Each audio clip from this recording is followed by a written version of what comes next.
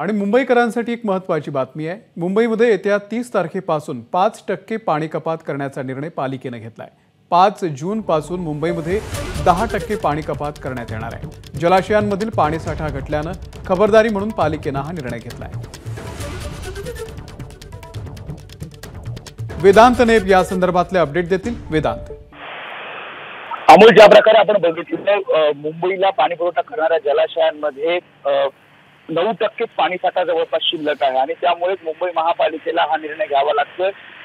साधारणपणे 30 मे पासून 5% पाणी कपात केली जाणार आहे, तर बुधवारी म्हणजे 5 जून पासून 10% पाणी कपात केली जाणार आहे। मुंबई महापालिकेने खबरदारीचा उपाय म्हणून अशा प्रकारचा निर्णय घेतला असल्याचं प्रशासनाकडून सांगण्यात आलेलं आहे।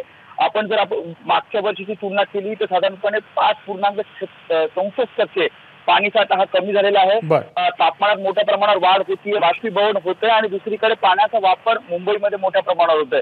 त्यामुळे मान्सून येईपर्यंत किंवा पाऊस मुंबईत दाखल होईपर्यंत नियोजनबद्ध पद्धतीने पाण्याचा वापर व्हावा त्या दृष्टिकोनातून हा निर्णय मुंबई महापालिकेने घेतल्याचं सांगितलं जात आहे। धन्यवाद वेदांत या संपूर्ण माहितीबद्दल।